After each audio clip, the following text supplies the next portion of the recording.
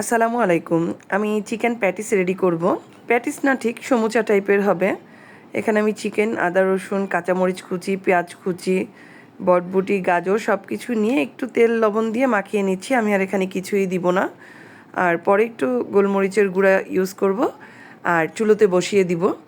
একটু পানি উঠবে, পানি থেকে যে তেলটা বের হবে ওই তেল দিয়েই ভাজা ভাজা করে নেব আমি। ওইটাই ভাজির মতো করে ভাজা ভাজা করে তারপরে আমি ওই পুরটা রেডি করেই আমি সমুচা। এখানে আমি আটার রুটি বানিয়ে নিয়েছি, কাই করে যে আটার রুটিটা বানানো হয় সেরকম করে আটার রুটি বানিয়ে নিয়েছি। আর মাঝখান থেকে জাস্ট কেটে নেব, আর কিছুই করব না। রুটিটাকে আমি দুই ভাগ করে নেব। দুই ভাগ করে একটি ভাগ উঠিয়ে এখানে আমি যে ওই ভাজিটা পুরটা রেডি করে রেখেছি চিকেনের, সেই পুরটা দিয়ে স্কিনের দেখানো অনুসারে পেঁচিয়ে নিব। আপনারাও দেখে বুঝতে পারবেন আমি কিভাবে করছি। মাঝখানে একটু পুর দিয়ে নিচ্ছি।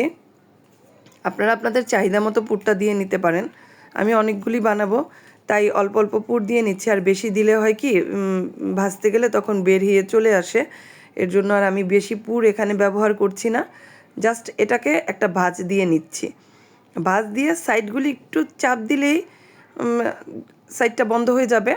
বন্ধ হয়ে গেলে আমরা কুলি পিঠা বানাই যেভাবে ভাঁজ দিয়ে নিই সেরকমভাবেও ভাঁজ দিয়ে নিতে পারেন, বা এটা এভাবেও কাঁটা চামচ দিয়ে যদি একটু ক্রাপ করে নেন তাহলেও এটা বন্ধ হয়ে যাবে আর ভাজার সময় বের হয়ে যাবে না। আমি এটা কুলি পিঠা টাইপেরই একটা ভাঁজ দিয়ে নিচ্ছি, তাহলে আর রিস্ক থাকে না যে বের হয়ে যাবে কি যাবে না।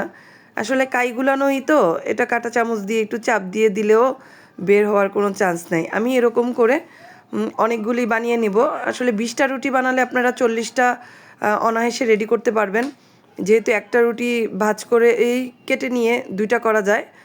দেখুন আমি এখানে অনেকগুলি রেডি করে নিয়েছি আর ভেজে নিচ্ছি। বিকেলের নাস্তাতে সবাই এটা সস বা মেয়োনিজ দিয়ে খেয়ে নিবে আর সবাই কিন্তু খেয়ে খুব ভালো বলে। তারাও বাসায় এরকম ট্রাই করতে পারে।